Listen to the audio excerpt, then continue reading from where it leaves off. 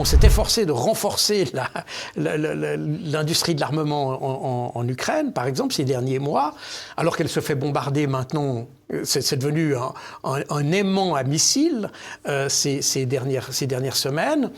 Donc, on voit bien que l'Europe n'a pas de politique.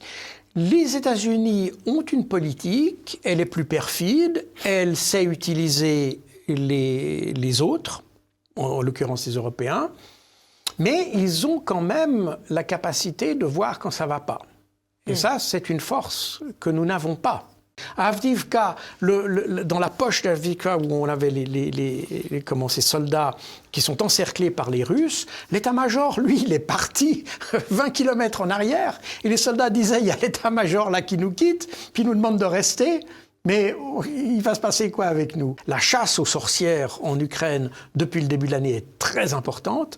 Les Ukrainiens qui votent avec leurs pieds, c'est-à-dire qui maintenant tentent de fuir le pays parce qu'ils s'aperçoivent bien que le pays va vers la catastrophe, on les pourchasse aussi. Donc on est dans une situation qui est extrêmement tendue au point de vue intérieur, qui montre qu'on est dans le climat d'un pays qui perd sa guerre. Quelques mois après, d'ailleurs, ces événements de mars, j'ai mon ami qui était ambassadeur de Suisse à Kiev qui a dit il faut laisser les Ukrainiens décider eux-mêmes de leur sort. Il a dit mais qu'est-ce qu'on a fait? On les a pas laissés faire. C'est nous qui leur avons imposé une politique. Et c'est ça qui est grave. Je crois qu'on s'aperçoit même plus de notre manière de gérer les choses. Finalement, notre raison s'impose à la raison des autres. Et je pense qu'effectivement, il aurait été plus sage de la part des Occidentaux de laisser faire les Ukrainiens et de régler ça à cette manière. Mais le problème des Occidentaux, à ce moment-là, n'était pas... Et je pense que le problème n'a jamais été l'Ukraine pour les Occidentaux. Elle a toujours été la Russie. Les Russes, aujourd'hui, tiennent le couteau par le manche. Ils le savent. Ils avancent sur tous les fronts. Et par conséquent, ce ne sont pas eux qui sont demandeurs. Donc on est dans une situation un peu curieuse d'une Russie qui n'est pas demanderesse, qui a constaté que ça servait à rien de parler avec Volodymyr Zelensky parce que c'est pas lui qui, in fine, détient les ficelles de la marionnette. Et les Américains, qui sont finalement ceux avec qui les Russes pourraient discuter, eux ne veulent pas le faire pour ne pas perdre la face. Donc on est dans cette situation un peu du serpent qui se mord la queue d'une certaine manière, qui actuellement est à l'avantage de la Russie, qui continuera à être à l'avantage de la Russie, et la Russie va avancer, grignoter du territoire, et on arrivera jusqu'à un moment où eh bien, les Ukrainiens seront finalement contraints parce qu'il n'y aura plus d'autre alternative que de demander une négociation formellement et de négocier. Mais à ce moment-là, de nouveau, les Russes vont leur dire « vous nous avez déjà fait le coup une fois, maintenant il faut demander au parrain de venir parce que c'est avec lui qu'on va discuter, puisque c'est lui qui vous dit ce qu'il faut faire ». Et c'est exactement ce qui va se passer. Si vous n'essayez pas de comprendre ce qui se passe, la nature de votre adversaire, eh bien, vous avez toutes les chances de perdre. Et on a poussé l'Ukraine, finalement, dans la mauvaise direction. Et les médias traditionnels qu'on a, et particulièrement en France, je dis particulièrement en France parce que je pense qu'il y a très peu de pays dans lesquels la polarisation des médias a été aussi véhémente. Le paysage médiatique américain est beaucoup plus riche en nuances, en analyses qu'en France. En France, il y a eu très très peu d'analyse du conflit, très très peu, voire pas du tout, à vrai dire.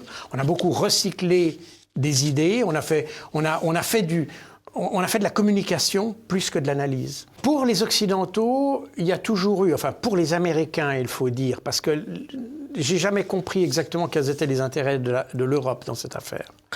L'Europe non plus. Et je pense qu'eux non plus n'ont jamais compris quel était leur intérêt. Les Américains, eux, avaient l'idée très claire d'affaiblir la Russie pour qu'elle ne puisse pas devenir un appui ou un soutien à la Chine. Si vous êtes dans une guerre et que vous vous sous-estimez, que vous surévaluez l'adversaire, vous avez une chance de faire mieux que ce qui est nécessaire. Voilà.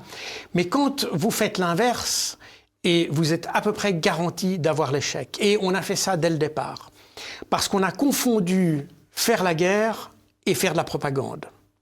La propagande est en soutien à la guerre, mais ne doit pas se substituer à la guerre. Or, ce qu'on a fait à propos de la Russie, des pays occidentaux à l'unisson, ça a été de penser que la guerre pouvait être gagnée par la communication. Il y a des leçons qu'on n'a pas su tirer des conflits précédents, parce que le conflit en Afghanistan avait déjà été celui-là. Personne en Europe n'avait intérêt à aller se battre en Afghanistan. Finalement, on l'a fait pour rien. Nos soldats sont morts pour rien, vraiment pour rien. Et sans aucun bénéfice pour personne.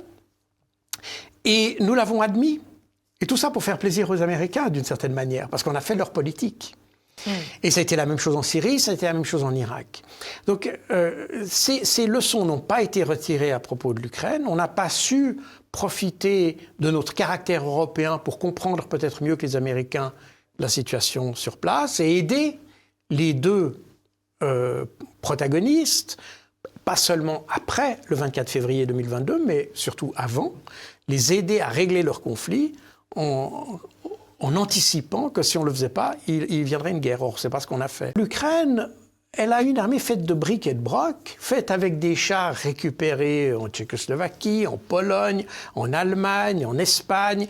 Et tout ça, c'est une armée qu'on a essayé d'assembler tant bien que mal, qui n'avait pas de cohérence, j'allais dire technique déjà, parce que l'armée ukrainienne était traditionnellement une armée qui venait des anciennes armées du pacte de Varsovie, soviétique, avec des armes qui correspondent à une philosophie d'emploi.